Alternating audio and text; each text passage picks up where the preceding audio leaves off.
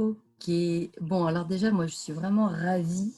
C'est le deuxième moment de partage, en tout cas, que je réalise avec Valérie. Euh, on s'était dit, bon, allez, ce serait bien de refaire Mhm. un autre échange. On était parti sur être acteur de son bien-être la dernière fois. Et puis moi, j'avais du coup l'idée de partir sur les voyages, vu qu'en plus tu es à Oslo.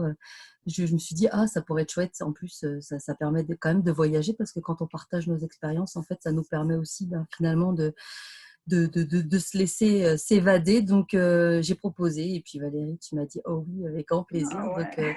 mais parce qu'en fait, on a globalement des expériences complémentaires. Donc, c'est pour ça on va, on va vous expliquer tout ça. Donc, je vais me présenter rapidement. Donc, moi, je suis Karine, voilà, Karine Lucas. Je suis donc basée en Loire-Atlantique, entre Nantes et Saint-Nazaire, pile poil au milieu.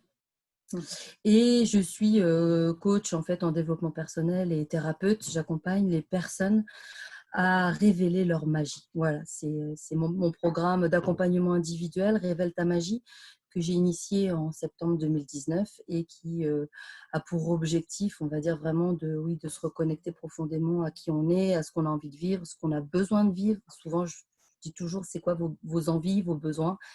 Donc voilà, parfois c'est un peu la question, je sais pas. Mhm. Donc voilà, et puis j'ai lancé aussi donc en avril un programme collectif qui s'appelle Rayonne ton soleil intérieur, qui, pareil encore là, moi je rêve en fait vraiment que les personnes se sentent dans l'harmonie et l'épanouissement. Et vraiment, j'ai à cœur et je suis en joie tout le temps d'accompagner justement les personnes à se reconnecter profondément en elles, en fait, parce que à l'extérieur, voilà, on est tributaire en fait de tout ce qui se joue autour de nous. Et finalement, on a toutes les réponses à l'intérieur. Donc, l'idée est vraiment voilà, de rendre les personnes justement actrices et acteurs de leur bien-être. Donc voilà, donc j'utilise l'hypnose, j'utilise la numérologie, notamment dans Révèle ta magie. J'utilise des soins, je fais des soins énergétiques, enfin voilà, plusieurs outils. Puis j'aime beaucoup aussi faire des soins à distance. Voilà. Donc voilà à peu près qui je suis et ce que je fais. Et puis c'est vrai que j'ai eu l'opportunité de partir donc en voyage toute seule avec mon mari aussi, assez loin, du coup en Inde et au Pérou. Et puis en fait, je vais vous raconter une anecdote, on va dire une expérience où finalement je suis partie à 1 heure de chez moi et j'ai vécu aussi des moments assez forts. Donc c'est pour ça que l'idée aussi de se dire, bon, on n'a pas besoin de partir à l'autre bout du monde pour vivre des trucs de fou. Mhm. Donc voilà. Mais je t'en prie, je te laisse peut-être aussi te présenter ou si tout le monde te connaît. Ouais, bah juste peut-être dire un mot. Il y a Dora, peut-être que tu me connais un peu moins. Et puis peut-être pour les personnes qui nous regarderont après, je vais juste dire un petit Oui, mot, c'est vrai. effectivement. En tout cas, déjà, merci pour cette proposition, Karine, parce que vraiment, ouais, à chaque fois, moi, j'ai vraiment ma petite fille intérieure qui dit trop chouette, on va se retrouver. Et puis voilà, j'adore sur cette thématique d'autant plus. Donc, merci. Donc moi, je suis Valérie Guénec, ça vous l'avez compris. En résumé rapide, je suis thérapeute de l'enfant intérieur. Je travaille effectivement avec les huiles essentielles d'Oterra et puis je suis auteure et éditrice. Et donc moi, je suis française et j'ai toujours relativement pas mal voyagé en fait. C'est vrai que la proposition de Karine vraiment m'a m'a reconnectée à ce que j'ai toujours plus ou moins connu. Et puis là, c'est vrai que depuis 7 ans et demi, on a l'expérience de vie en famille à l'étranger, donc qui est encore une autre expérience, voilà, liée quand même au fait d'être dans un endroit dont on n'est pas originaire. Donc c'est vrai que c'est notamment ce que je vais partager avec joie avec vous ce soir. Et puis c'est vrai, Karine, on s'est dit aussi que le but c'était d'entendre vos expériences à vous, parce que on sait que vous qui êtes là en avez. Donc voilà, on s'est dit qu'on allait partager nos expériences, mais sentez-vous libre d'allumer vos micros. Voilà, si à un moment vous avez envie de partager quelque chose. Et puis voilà, on aimerait vraiment se réserver une grosse demi-heure, voire 3/4 d'heure pour vraiment être dans l'échange et entendre et écouter avec plaisir vos expériences à vous. Voilà en résumé ce qu'on s'est dit. Alors du coup, Karine, je ne sais pas si tu as envie de commencer ou alors est-ce que je me lance? Comme tu veux, comme tu veux. Ah, je sais pas. Eh bien, du coup, si tu veux, moi, Allez. je peux. Moi, c'est vrai qu'en fait, Ce qui m'est venu quand j'ai travaillé un peu sur la préparation de l'atelier, c'était déjà, je me suis sentie très, comment on dit en français, reconnaissante, grateful en anglais, reconnaissante vis-à-vis de ma famille en fait, parce que c'est vrai que je trouve que enfin, je le ressens comme une chance en fait d'avoir grandi dans une famille qui a été assez marquée en fait par les déplacements géographiques. Puisque du côté de ma mère, en fait, mon grand-père et puis voilà sa famille et ma grand-mère et sa famille à elle étaient d'origine italienne, donc du coup du Piémont. Et c'est vrai que bah voilà, enfants, en fait, ils ont dû se déplacer vers la France, notamment pour des raisons politiques et économiques. Donc, ils ont vraiment vécu des séparations assez brutales avec leur famille. Ils ont connu aussi le racisme en arrivant en France. Enfin, ça, ils l'ont vraiment toujours raconté. Et moi, j'en ai vraiment des souvenirs très forts, en fait, de mes conversations avec mes grands-parents en tant qu'enfant. Ça a amené aussi le fait qu'en fait, on a voyagé tous les étés depuis que je suis née vers le Piémont, puisqu'ils avaient gardé en fait une maison de famille, chacun dans leur village d'origine. Et donc, c'est vrai que moi, mes souvenirs d'enfance, c'est vraiment rituellement en fait, voilà, ce déplacement géographique de la Vendée, donc où je vivais, vers les Alpes. On faisait toujours une halte dans les Alpes, et puis après, du coup, on poursuivait vers le Piémont. Et donc déjà, j'avais voilà ce goût de l'autre, de la différence, de la langue, que moi quand même je ne connaissais pas beaucoup, des aliments différents, de la culture différente. Enfin voilà, il y avait quand même déjà beaucoup d'intérêt de ma part en tant qu'enfant pour toute cette découverte en fait sensorielle. Enfin, je me rappelle, j'ai vraiment des souvenirs d'odeurs, de plein de choses comme ça. Et c'est vrai que quand on a préparé l'atelier ensemble avec Karine, je lui disais aussi que pour moi, ces souvenirs-là, alors sont vraiment des souvenirs très doux, en fait très joyeux, mais par contre qui ont ancré en moi beaucoup de croyances. J'en ai pris conscience là, alors je l'avais déjà un peu en tête, mais c'est vrai que ça a été assez fort en préparant l'atelier, parce qu'en fait, j'ai pris conscience que dans notre vie familiale à ce moment-là, mes parents étaient occupés par le travail. Voilà, on était dans un quotidien, euh, j'allais dire classique quand on était en Vendée. Et pour moi, c'était vraiment ce temps d'été, ce temps des vacances qui était synonyme de, là voilà, tout le monde est détendu, il y a beaucoup plus de liberté. Je sentais tout le monde beaucoup plus dans l'instant présent, disponible. Et c'est vrai que je pense qu'à ce moment-là, j'ai assimilé le fait que chez soi, dans son quotidien, c'était assez lourd, c'était parfois assez compliqué. Il y avait pas mal de tracas, d'inquiétudes. Et puis à partir du moment où on se déplaçait géographiquement, tout paraissait beaucoup plus léger, c'était beaucoup plus joyeux. Et je pense que ça s'est vraiment ancré en moi. Et probablement que ça a influé sur le fait que dès que j'ai pu, en fait, après l'adolescence, je pense que j'ai eu envie de repartir à l'étranger, en l'occurrence, comme pour retoucher cette légèreté, en fait, que j'avais du mal à retrouver à ce moment-là de ma vie. Donc, ça a été une prise de conscience assez forte, en fait, en préparant cette soirée. Et j'ai trouvé ça intéressant. Donc, déjà, merci, parce que je ne me l'étais jamais dit comme ça, en fait. Je ne l'avais jamais formulé comme ça. Et c'est toi, Karine, en fait, qui m'a invitée à cette prise de conscience, en quelque sorte, parce que toi, tu m'as parlé, voilà, des croyances que tu avais par rapport au voyage. Et quand tu as dit ce mot croyance, voilà, ça m'a éclairé sur ça qui s'était développé en moi, je pense, pendant l'enfance. Donc, merci. Et puis, du coup, alors, je veux bien maintenant entendre tes croyances à toi sur le voyage. Ouais, alors c'est vrai que moi j'ai pas beaucoup voyagé justement, contrairement à toi, donc vraiment deux expériences différentes.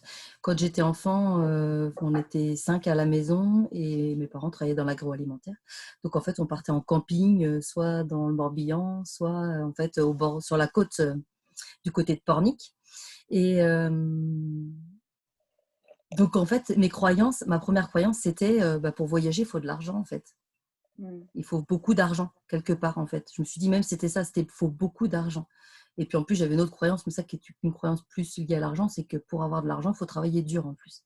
Donc quelque part, si tu as travaillé dur et que tu as gagné de l'argent, là tu peux faire un super voyage. Mais du coup, voilà, moi avec mes parents, on n'est jamais parti à l'étranger. Enfin voilà, non, non. Donc, en fait, il y avait déjà cette première croyance. Et puis, c'est vrai que mon premier voyage, en fait, j'ai décidé de partir en Inde, donc du coup, toute seule.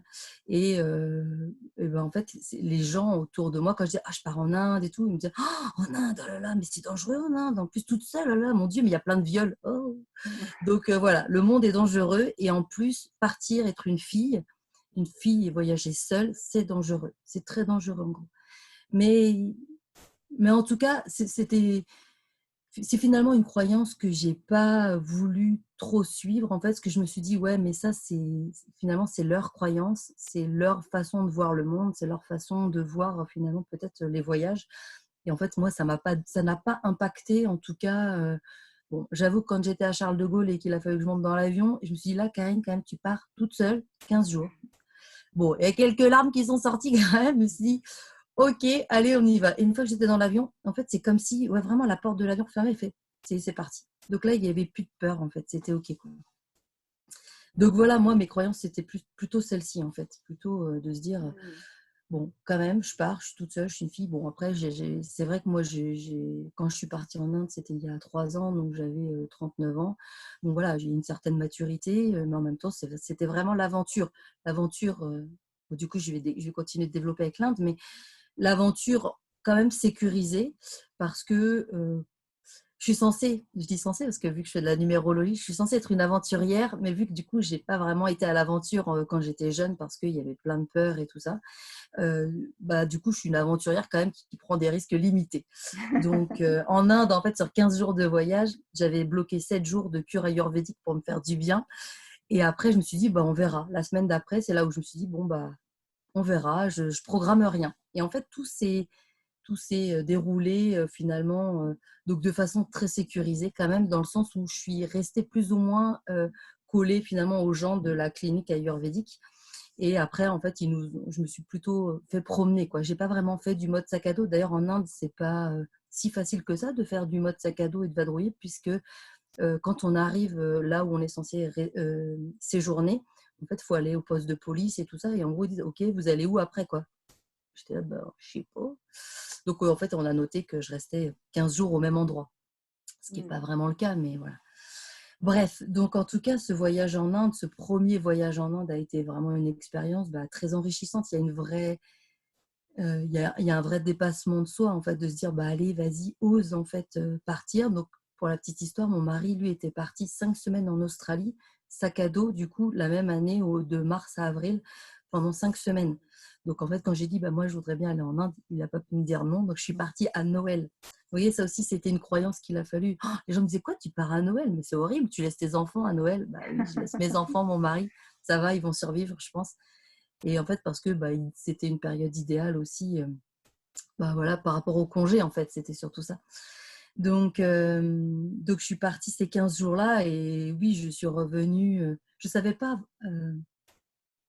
Je savais pas pourquoi je partais en Inde. Je savais vraiment qu'il y avait quelque chose qui m'attirait. Vous savez, enfin, mon mari voulait aller en Australie, mais moi, j'avais vraiment envie d'aller en Inde et lui, pas du tout. Enfin, en tout cas, non, ça l'attirait pas. Donc, je me suis dit, bah, ok, vas-y. Et une fois que j'étais là-bas, sur les 15 jours, en fait, jamais j'ai eu peur. Jamais je me suis sentie en insécurité. Alors, pourtant, des fois, je me baladais toute seule, hein.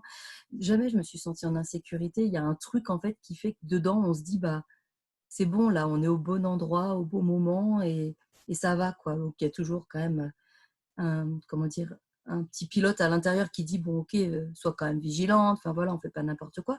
Mais ça va. Moi, en fait, ça a vraiment ouvert mon cœur et vraiment cultivé la foi, justement. La foi je suis pas toute seule, en fait. J'étais toute seule physiquement, mais j'étais pas toute seule.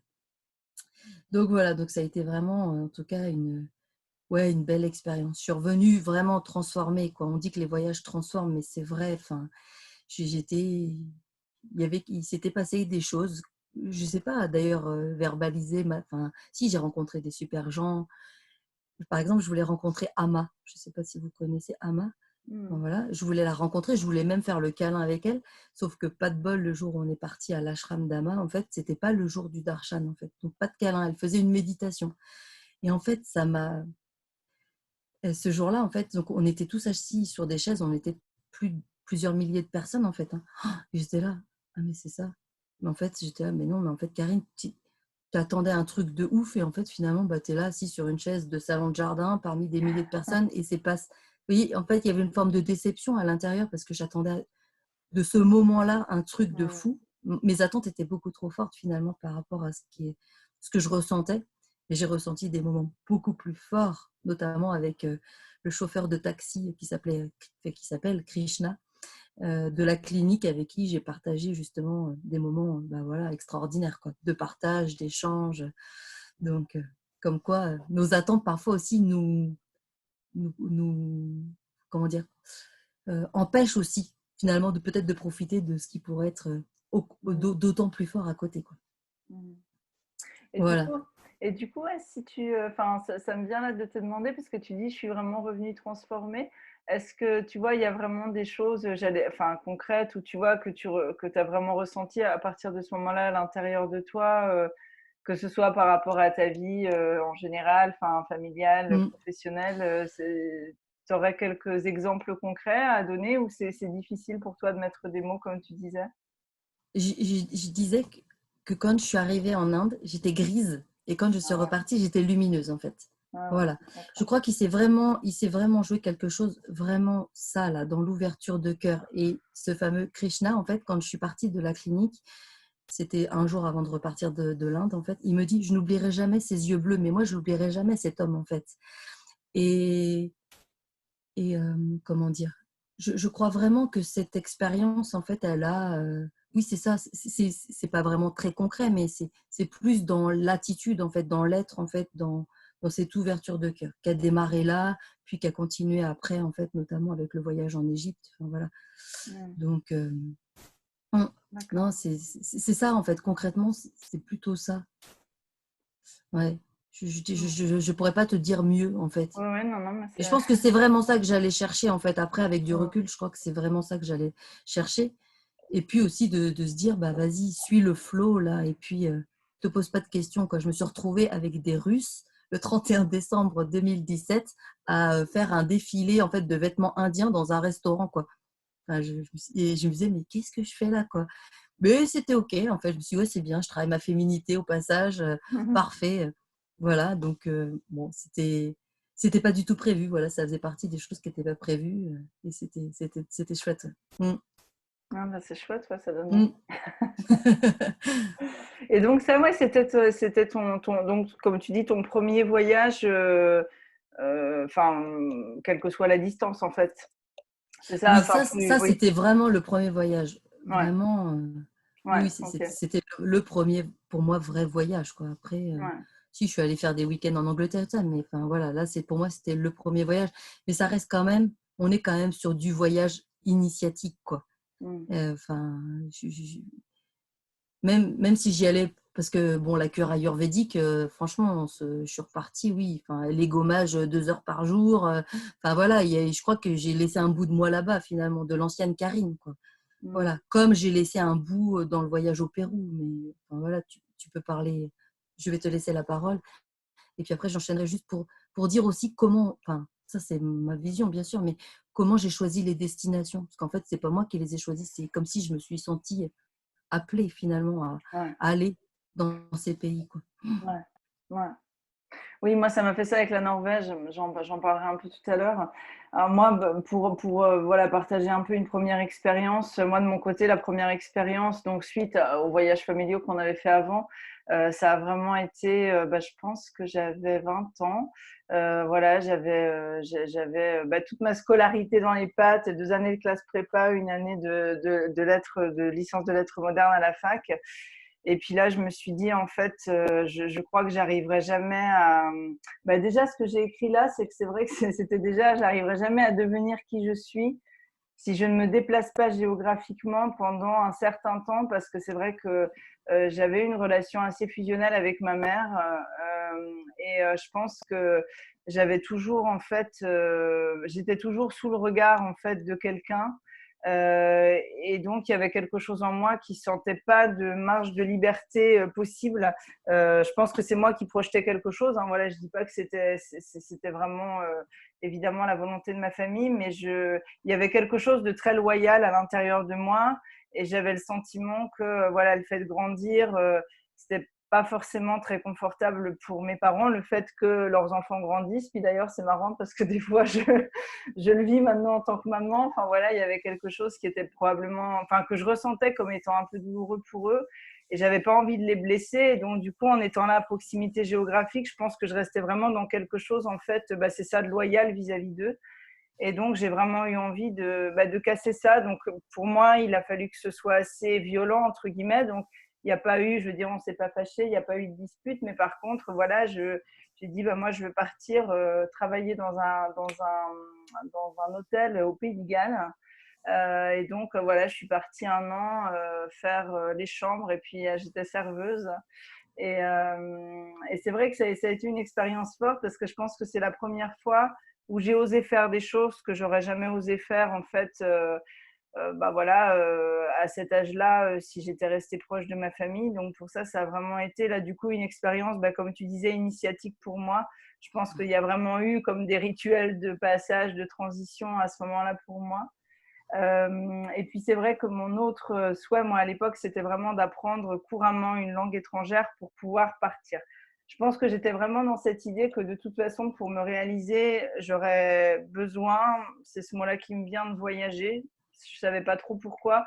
Et donc, il fallait que je puisse communiquer, que je puisse être autonome par rapport à la recherche d'emploi dans le futur en parlant couramment une langue étrangère. Donc ça, c'était aussi voilà, un de mes objectifs quand je suis partie cette année-là.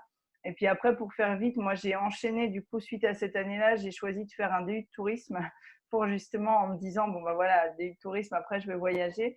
Et donc, j'ai fait le choix d'aller vivre des expériences en tant que forfaitiste. Du coup, je travaillais pour des agences réceptives, donc dans le tourisme. Donc, à chaque fois, en fait, j'ai fait le choix de repartir à l'étranger. Donc non, j'ai d'abord été en Angleterre à nouveau et puis après je suis venue en Norvège parce que j'étais tombée amoureuse d'un Norvégien. Et ça, du coup, c'est une expérience forte parce que c'est la première fois. Je pense que j'étais dans un double mouvement en fait, à la fois d'aventure, d'exploration, vraiment de joie, de plaisir, de découverte, de rencontres humaines, géographiques, etc. Mais quelque chose d'un peu boulimique en fait, dans ce sens-là. Et je pense que du coup, l'autre versant de la médaille, si je puis dire, c'était vraiment un immense vide en moi. C'est vrai qu'en préparant, vous savez, il y a un livre qui s'appelle Comme un vide en moi, et c'est vraiment l'expression qui m'est venue. J'avais l'impression qu'il manquait quelque chose à l'intérieur de moi que j'allais chercher à l'extérieur en errant un peu justement dans toutes ces expériences dans différents pays. Et c'est vrai que quand je suis venue en Norvège la première fois, c'est la première fois de ma vie où j'ai l'impression qu'il y a en tout cas au moins une partie de ce vide en moi qui avait été comblée. Et ça s'est fait, bah, du coup, toi, Lucie, tu connais un endroit très précis. C'était pas du tout, je suis arrivée, en fait, le jeune homme dont je pensais être amoureux, bon voilà, ça s'est vite délité notre relation. Donc, je me suis retrouvée un peu, pas limite à la rue. Donc, il a fallu que je trouve voilà, un campus universitaire à qui reste une chambre, etc. Donc, ma première impression n'a pas été celle-là, mais il y a les anciens chantiers navals en fait à Oslo. Maintenant, c'est ce qu'on appelle Aker Brygge, donc c'est voilà un port où on va se balader très souvent. Et j'ai vraiment souvenir que la première fois où j'ai été à cet endroit, pour la première fois de ma vie, en fait, je me suis sentie chez moi. À l'intérieur de moi, c'est comme s'il y avait quelque chose qui s'était reconnecté à quelque chose de très profond. Et moi, ça, c'est difficile à expliquer. Bon, moi, je le mets vraiment en lien avec une possible ancienne vie, hein, parce que depuis cette époque-là, à chaque fois que je retourne à cet endroit, j'ai ce même ressenti, quoi, que voilà, je peux m'asseoir là, y passer des heures. C'est comme si c'était chez moi, quoi. C'est vraiment. Et c'est vrai que ça ne me l'a pas fait très souvent, donc ça, c'est vraiment une expérience qui m'a liée très fort à Oslo.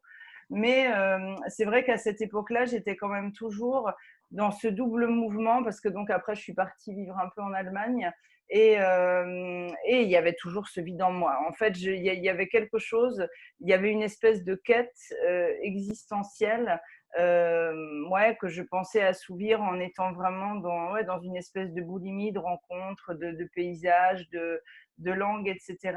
Et il y avait quand même quelque chose en moi qui ne se remplissait pas en fait. Donc ouais, c'était vraiment un double mouvement à l'époque. Voilà, moi, en gros mes premières expériences seules, ouais, à l'étranger ou en tout cas en voyage. Ouais. C'est super courageux quand même.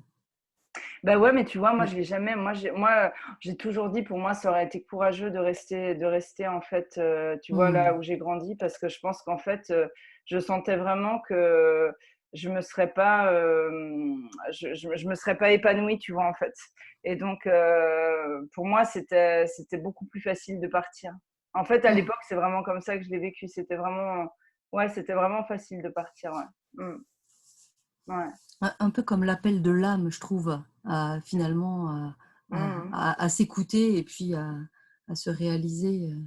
Ouais, c'est vrai que tu as raison. J'ai vraiment suivi ça alors comme toi, par contre, hein, il y a eu des larmes, hein. Tu vois, je me rappelle quand je suis partie vivre en Allemagne, du coup, en plus, j'avais décidé d'y aller en voiture, tu vois, au volant de ma petite 205 et je suis passée par Paris et je me rappelle, là, tu vois, j'ai beaucoup pleuré parce que c'est vrai que c'était quand même ouais, il y avait, comme tu disais tout à l'heure, c'est-à-dire qu'on est partagé entre cette espèce de goût de l'aventure, de joie, d'excitation, parce qu'on ne sait pas ce qui va arriver. Et puis en même temps, bon, bah voilà, il y a quand même des peurs, de l'appréhension. Donc, mais malgré tout, c'est vrai que ouais, j'ai quand même toujours eu cette impression que c'était quand même facile et léger, ouais, ouais, à l'époque. Mm, ouais. Cool. Eh ben, si vous voulez, je vais vous partager donc assez rapidement quand même aussi le Pérou. Donc, on est parti en février 2019. Donc, en fait, comment dire, avant de partir au Pérou, dans un rêve, en fait, il y a comme le nom, enfin, il y a femme médecine, voilà, femme médecine qui était arrivée dans un rêve. Et le matin, en me réveillant, je me dis, il faut que je regarde c'est quoi sa femme médecine. Et en regardant donc sur Internet, je vois un livre qui s'appelle La prophétie de la femme médecine. Donc je dis, OK, je vais acheter le bouquin. J'achète le bouquin, je le lis. Oh, enfin, j'en pleure. Bon, bref, il se passe vraiment des choses fortes avec ce livre. Et elle, la fille, en fait, dans l'histoire, elle vit vraiment comment elle vit, elle est initiée en fait par des courantes d'héros et courantes des rats, en fait, voilà, à se reconnecter à qui elle est parce qu'elle est amoureuse d'un homme et qui lui fait du mal. Et donc, du coup, pour récupérer son pouvoir intérieur, en fait, la solution, c'est d'aller chercher sa puissance et sa force de femme, en fait, en elle. Et donc, du coup, c'est vrai que l'envie de partir au Pérou s'est vraiment présentée de façon insistante et on a décidé donc de partir. C'est un peu un cadeau des 40 ans, en fait. Voilà. Donc, on a pris un vol sec, en fait, tous les deux, du coup, donc mon mari et moi, et on est partis en février, sachant que ce n'était pas la meilleure période, notamment pour voir le Machu Picchu, parce qu'en fait, c'était encore un peu la saison des pluies. Et on a pris un vol sec, un billet de car, en fait, juste en arrivant pour descendre après sur Arequipa. Et voilà, on savait ce qu'on voulait faire, mais on s'est dit, bah, on va gérer sur place. Voilà. Donc, moi, je n'avais jamais fait ça. Mais en même temps, on était deux, donc c'était quand même plus facile. Et c'est ce qu'on a fait. Donc, on a vraiment vadrouillé. Donc, pareil, 15 jours, vadrouillé tous les deux. Moi, j'étais malade, en fait, pendant quasiment 10 jours. Vraiment malade. Alors, il y a l'altitude au Pérou qui est quand même très, très forte, quoi. Mais malade, voilà, je sentais que ça nettoyait vraiment. Enfin, c'était bizarre. Mon mari était malade un jour. Moi, j'étais malade quasiment 7, 8 jours. Enfin, bon, je sentais bien que ça bossait aussi, pas que genre juste les intestins, quoi. Et donc on part et pour rejoindre un autre village. Et le guide en fait dit bon bah voilà, on va s'arrêter. On est à 4910 mètres d'altitude. On va s'arrêter parce que là, si vous voulez, c'est le moment de faire une offrande à Pachamama, donc la terre-mère. Ok, d'accord. Et ce qui est drôle, c'est qu'en fait moi j'avais emmené une pierre que j'avais achetée donc sur un salon, une pierre de lune. Et mon mari l'avait aussi emmené. Je lui avais dit avant de partir, prends cette pierre-là. Là. En fait, c'était toutes les deux des obsidiennes. Je lui avais dit, emmène ta pierre. Il me dit, OK. Je ne savais pas pourquoi, mais je lui ai dit ça. Et quand le gars a dit, vous allez pouvoir faire une offrande, je me suis dit, oh, ça y est, c'est sûr, c'est le moment de laisser la pierre ici, en fait. Et on arrive, et donc on commence à chercher un endroit pour finalement bah, voilà, faire notre offrande, quoi. Et je m'arrête en fait devant un caillou, quoi. Et je pleure et je pleure et je pleure. Et je ne sais pas du tout ce qui se passe en fait. Et je pleure et je pleure et je pleure. Et ok, je laisse faire, j'accueille en fait et je pleure. Et voilà. Et je laisse ma pierre. Mais c'est comme si, vous voyez, enfin, j'ai laissé un bout de moi, mais je sais aussi que j'ai récupéré un bout de moi en fait dans cette expérience parce que tellement c'était fort et tellement c'était puissant. Et voilà. Et ce voyage donc on a fait le Machu Picchu, bah, c'est un peu comme Hama en fait, hein. Nous, on se disait, ah, ça va être super génial le Machu Picchu, et en fait, bon, déjà, il était dans le brouillard. Et en plus, on n'a rien ressenti parce que c'est un peu comme chez Ikea, c'est-à-dire qu'en fait, maintenant, ils ont fait un parcours et on ne peut pas revenir vraiment sur nos pas. Donc, voilà. Mais on a vécu des très, très beaux moments sur l'île, sur le lac Titicaca, notamment sur des îles avec des gens qui vivaient là-bas, sur des îles. Donc, c'était voilà, c'était très, très beau. On a vraiment, je pense, comme récupéré, pareil, je sais pas, des fragments d'âme ou des choses. En tout cas, on a récupéré des bouts de nous dans ce voyage et c'était vraiment, en tout cas, un magnifique moment à vivre ensemble, en fait. Voilà, à deux, c'était très, très chouette, quoi. C'est vraiment laisser porter. Tout était OK, avec des fois des moments de. Mais là, il nous a donné un pauvre papier, on n'arrive à rien à lire dessus. T'es sûr que vraiment le gars va venir nous chercher? Ouais, mais de toute façon, on n'a pas le choix, il faut bien y aller, quoi. Et en fait, non, c'était toujours OK, quoi. Et en fait, quasiment, il rigolait beaucoup de nous parce qu'il se disait en gros, ah, les Français, vous êtes toujours stressés, quoi. Vous êtes toujours en train de vouloir tout gérer, tout contrôler. Qu'est-ce que vous êtes relou, quoi, en gros. Bon, vu qu'on parlait pas beaucoup espagnol aussi, ça, c'était un peu un problème. On parlait bien anglais, mais ils parlent pas bien anglais, en fait, au Pérou. Donc, Ouais. sauf les guides, quoi. Donc, voilà. Donc, c'était une belle expérience, en tout cas. Ouais, le Pérou, c'était vraiment chouette. Trop court, 15 jours, évidemment, comme tous les voyages, mais ouais, à refaire, en tout cas.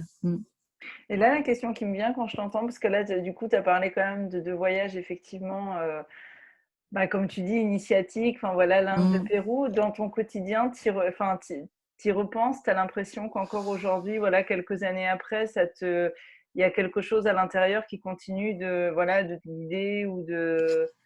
Comment Ouais, tu. alors, bon, par exemple, enfin là, en tout cas, enfin, ça peut être aussi en lien avec les Amérindiens, mais là, bientôt, je vais fabriquer mon tambour, quoi. Voilà, c'est quelque chose qui appelle, qui est à l'intérieur, en fait.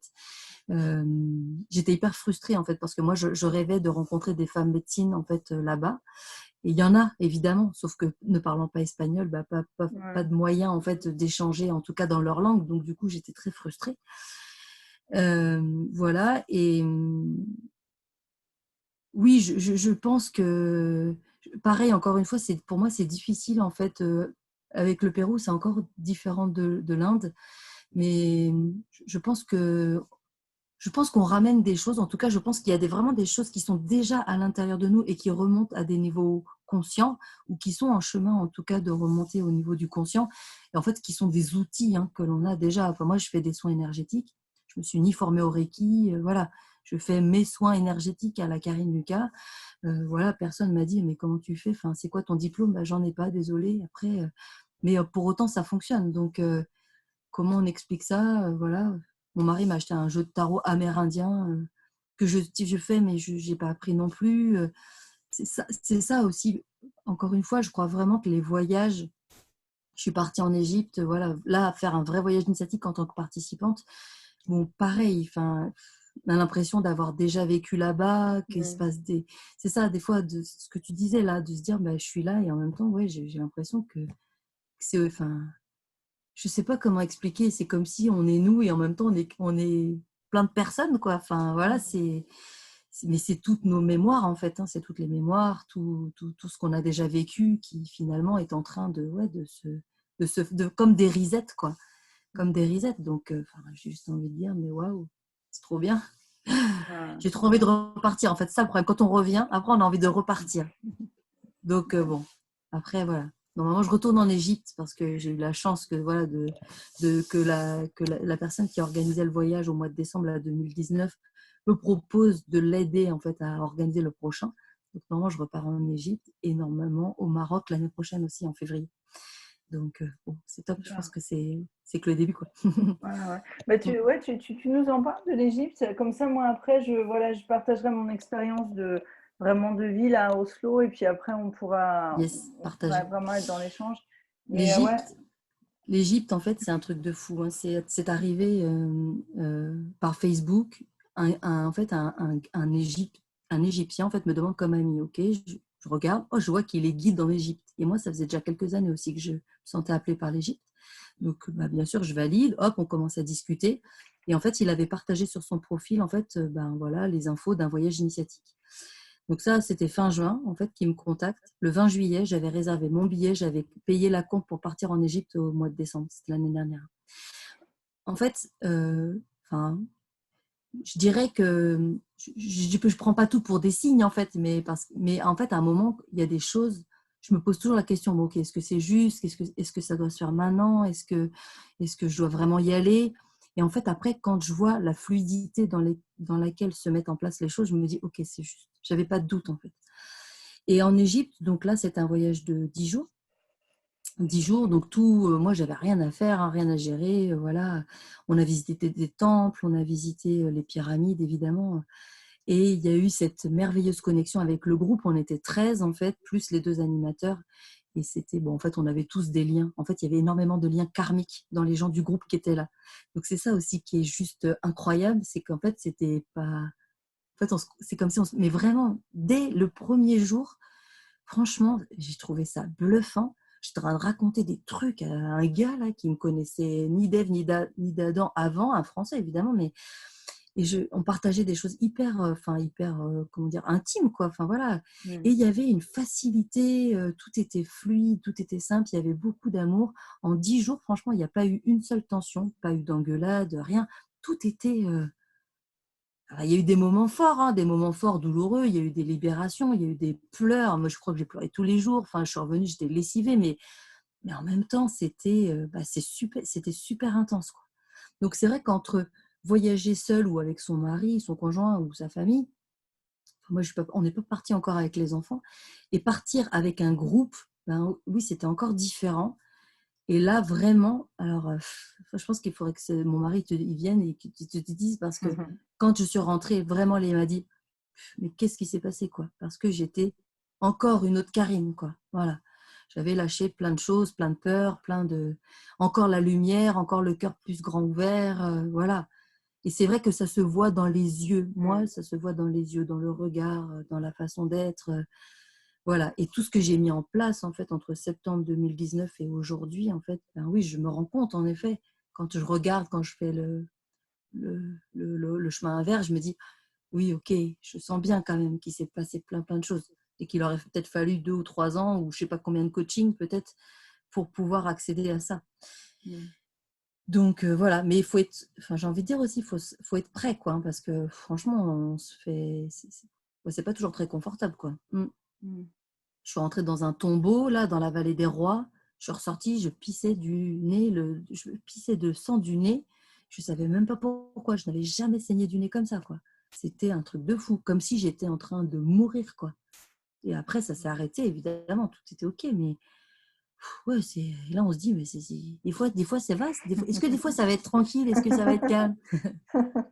Et puis voilà, et puis les Égyptiens qui sortent les tam-tams, qui font de la musique, et là on danse et on se dit waouh, mais c'est un truc de fou, c'est trop bien. Enfin, oui, il y a eu enfin, c'était un voyage incroyable quoi, incroyable. Ouais. Donc voilà. Et puis bah, bientôt le Maroc aussi, donc je pense que oui, il y a encore de belles choses à vivre quoi. Et là, donc, c'est pareil, Égypte et Maroc, tu repars en groupe, enfin, avec potentiellement, oui, en Égypte, tu seras cette fois-ci Ouais, organisatrice aussi. Enfin, voilà, c'est pas oui, seulement en tant que participante. ouais, voilà, c'est ça, Ouais. accompagnatrice du coup, et puis le Maroc aussi, le Maroc. Normalement, je pensais en 2019 partir au Maroc, hein, mais tu vois, l'Égypte a Ah pris le oui, pas en fait. d'accord. Ok, Mm, super. Bon, ben, on fera une soirée partage. mm. Ouais, Ouais, non, c'est chouette. Ouais. oui, oui, c'est top, c'est top. Bon, ben, Allez, vas-y, super. je t'en prie. Et ben moi, pour finir, et puis ouais, je vais essayer de toute façon de synthétiser parce que c'est vrai que là, c'est 7 ans et demi. Et bien, du coup, j'avais toujours un vide en moi. Voilà, j'avais toujours un vide en moi. Et puis, j'ai eu mes enfants. Et puis, nous, on s'était toujours dit qu'on aimerait bien que nos filles parlent une langue étrangère couramment. C'était un peu obsessionnel dans notre posture de parents. Et puis, c'est vrai qu'il y avait vraiment, moi, j'avais cette angoisse terrible. Mais je pense que j'en ai pris conscience assez récemment. Vous savez, moi, je suis thérapeute de l'enfant intérieur.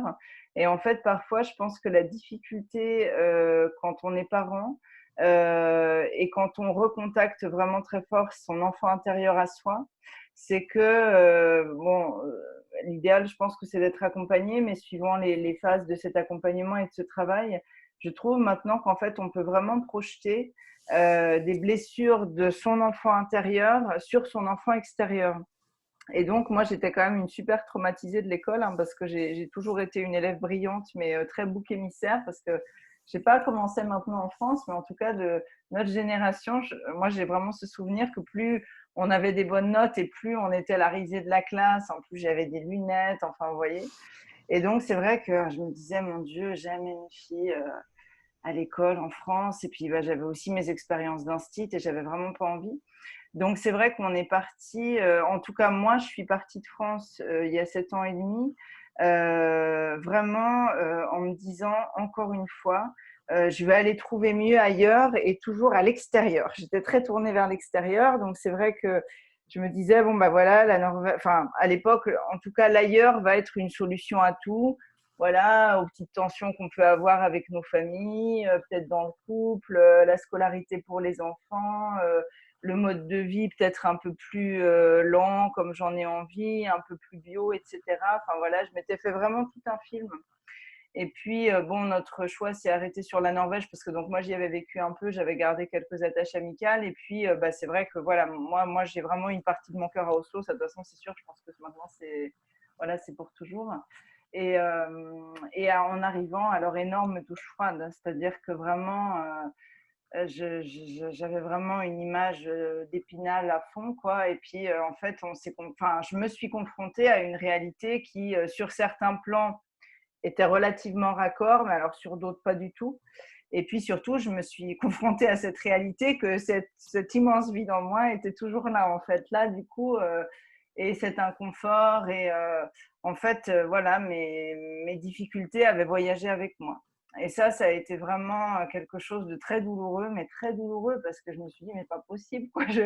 Moi, je voulais soit rester en France, les difficultés, ou alors elles se transformaient le long de la route, mais moi, je voulais pas les retrouver ici, en fait.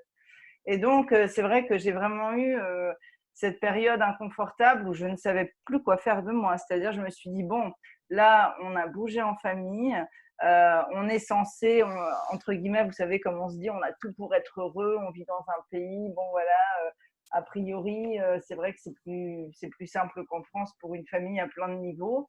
Et je me sens encore inconfortable, quoi. Mais enfin, voilà, qu'est-ce que je vais faire maintenant? C'était vraiment un peu ça, quoi.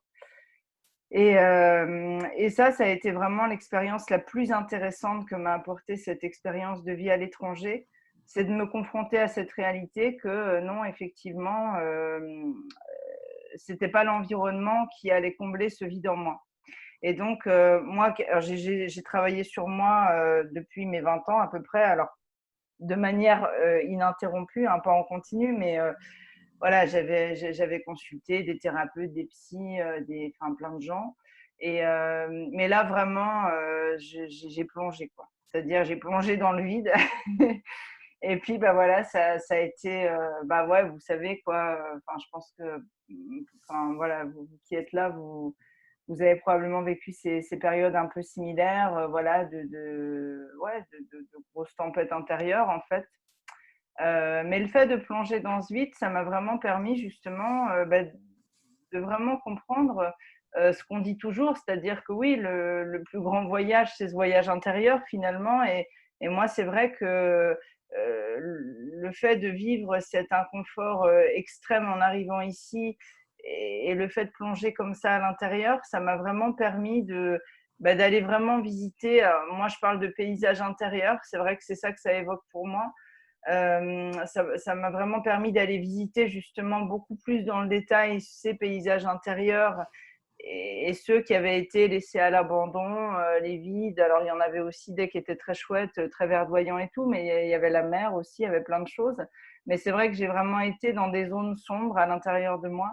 Et au final, aujourd'hui, enfin, ouais, c'est vraiment, je suis également très reconnaissante à ce pays et je pense que je suis venue probablement réparer quelque chose ici. Moi, je pense d'une vie antérieure. C'est pour ça, je pense qu'en fait, on est revenu ici. C'est vrai que longtemps, j'ai dit à Aurélien, quand on parlait parfois de repartir en France, je lui disais, j'ai l'impression qu'il y a quelque chose que j'ai pas fini de réparer en fait ici.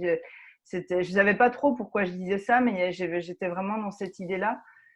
Et là, maintenant, je commence à me dire, c'est bon, je crois que je sens qu'il y a quelque chose qui est cicatrisé, en fait, mais que je ne sais pas ce que c'était exactement. Mais en tout cas, j'ai plus ce sentiment de vide en moi. Et donc, je pense que voilà, tout ça, c'est imbriqué.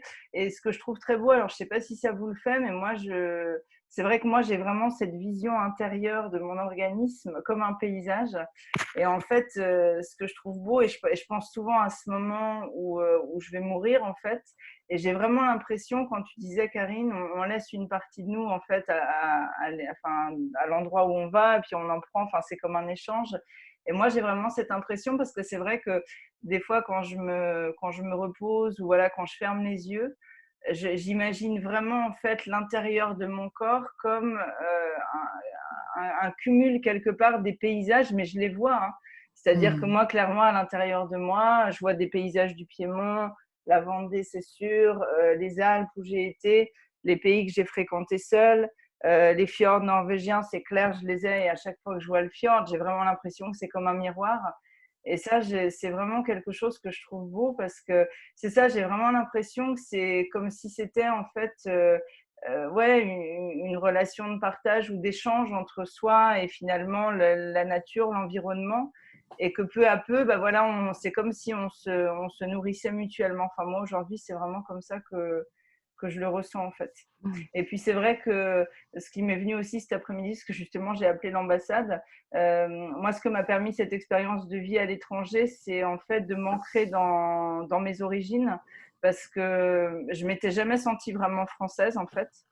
Moi j'ai vraiment longtemps eu une difficulté à trouver ma place en général. Et en fait, le fait de vivre à l'étranger, alors je ne sais pas si celles parmi vous qui vivent aussi nous diront la même chose ou pas, c'est peut-être très personnel, mais moi, je ne me suis jamais sentie autant française que depuis que je vis à l'étranger comme ça sur la durée. Parce qu'en fait, il y a la première partie de cette expatriation où tantôt on trouve tout génial, tantôt tout nous agace en fait dans la culture étrangère. Enfin, moi, c'est comme ça que je l'ai vécu. Et puis après, tout d'un coup, il y a cette espèce de… C'est comme si on faisait un pas en arrière, en fait, on prend du recul et on voit vraiment les côtés qui nous correspondent dans chacune des cultures, et notamment aussi pour moi dans la culture française. Et c'est vrai que maintenant, quand on rentre en France en vacances, vraiment, je me sens chez moi, en fait. Je sens, il y a la langue, il y a les odeurs, il y a la cuisine, il y a… Et donc, ça m'a aussi beaucoup aidé, je trouve, à trouver ma place par rapport à ma culture d'origine, parce que c'est quelque chose qui n'était pas très évident pour moi, ça non plus. Donc ouais, ça, j'ai trouvé que c'était aussi un grand apprentissage ouais, de cette vie ici. Ouais. Voilà en résumé. Après, il y aurait vraiment beaucoup à dire. Ah oui, si, et dernière chose, parce que ça, je l'avais noté, je vois à nouveau regard de l'autre, ce que m'a permis vraiment cette expérience ici, et je crois que c'est aussi pour ça que je suis partie de la France, c'est parce que j'avais toujours, je pense, cette intime envie de me mettre à mon compte. Je pense que j'avais tellement envie d'être entrepreneuse, mais c'était tellement compliqué à assumer parce que moi, je viens d'une famille justement où il y a eu des entrepreneurs, mais avec du coup parfois tout le côté lourd de l'entrepreneuriat. Comme tu disais, Karine, voilà, on travaille beaucoup, on ne gagne pas forcément très bien sa vie. Et je pense que j'aurais jamais osé me lancer en fait à proximité de ma famille. Et c'est vrai que quand je me suis mise à mon compte il y a 3-4 ans, là, souvent je me suis dit heureusement que je ne suis pas en France. Et au départ, je l'ai dit à personne. Hein. J'ai dit à personne que j'avais démissionné. J'ai dit à personne que je me lançais. Et je crois que j'ai bien mis, je ne sais pas, 6-9 mois en fait à le dire à mes parents. Et du coup, ça m'a vraiment permis comme ça de passer des caps en fait dans ma croissance intérieure.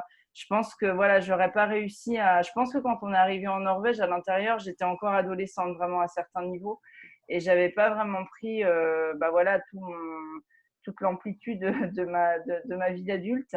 Et je pense que l'éloignement géographique m'a offert cette liberté-là. Enfin, je pense que j'en avais besoin. Ça aurait été compliqué pour moi, sinon voilà, de tout assumer comme ça. Ouais. Voilà, en résumé, pas très rapide. Chouette.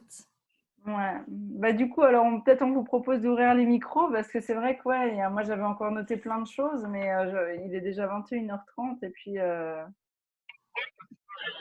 c'est sûr que vous avez probablement beaucoup à dire.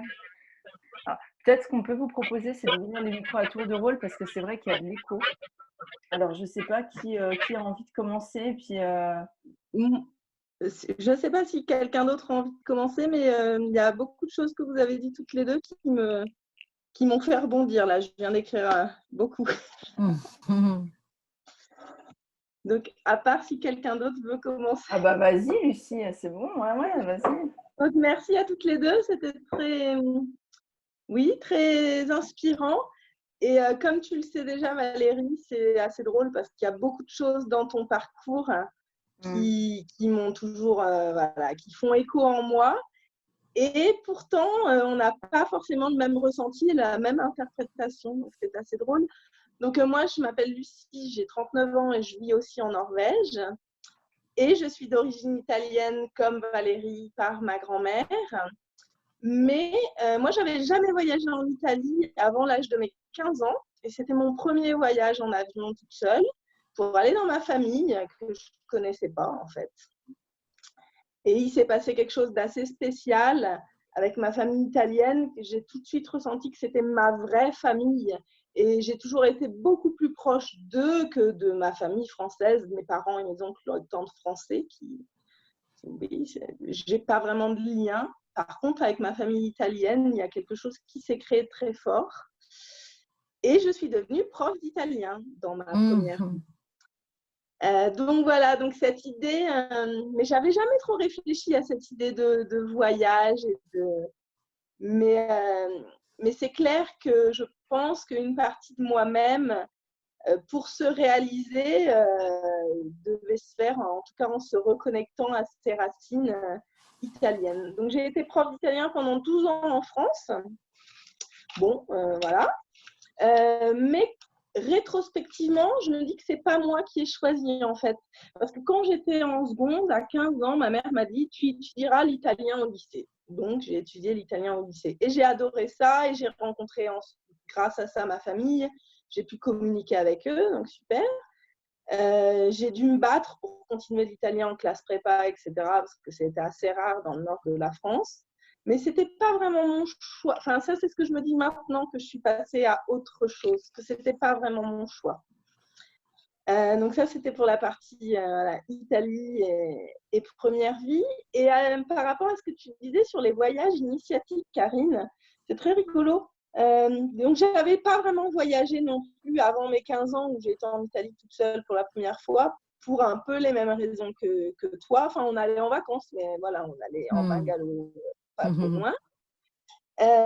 Et quand j'ai rencontré mon mari, on s'est mis à voyager pas mal, quoi. Et le premier grand voyage, ça a été sac à dos au Brésil pendant 1 mois. Et arrivé à Sao Paulo, au bout de 2 heures, je me suis sentie chez moi. C'était vraiment très fort et c'était déstabilisant.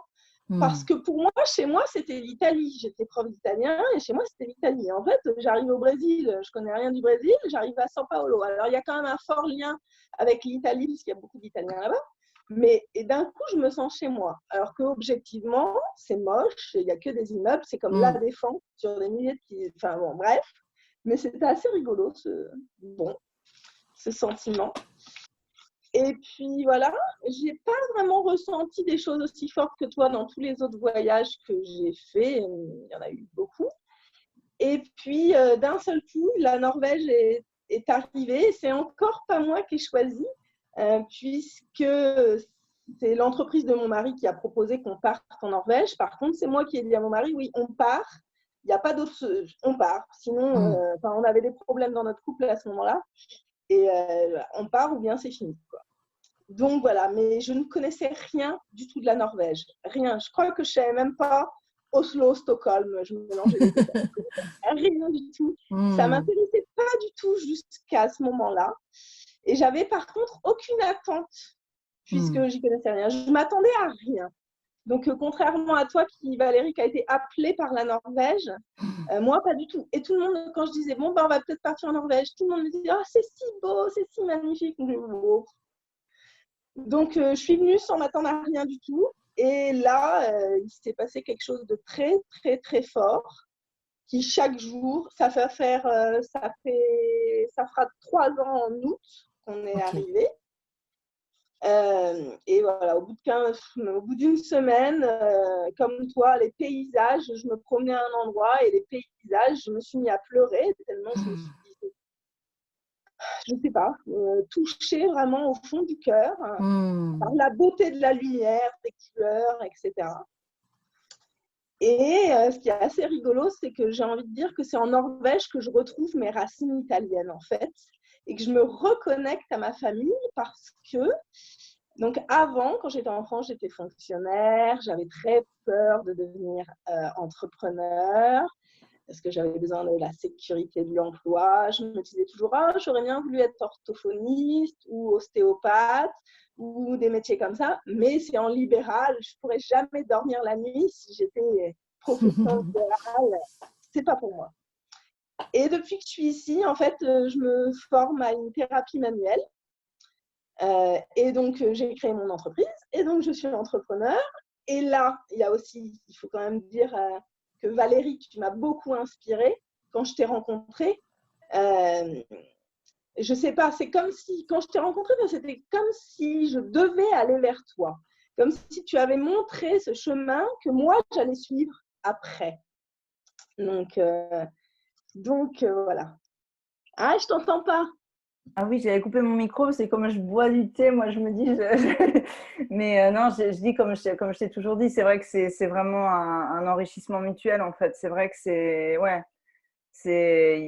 tu vois, dans une rencontre, c'est toujours, voilà, chacun, c'est vrai que oui, on se rencontre à un moment donné et puis du coup, bah, toi, tu éclaires quelque chose et puis moi, j'éclaire quelque chose, tu vois, ouais, sur le chemin respectif de chacune. C'est ça qui est chouette, ouais.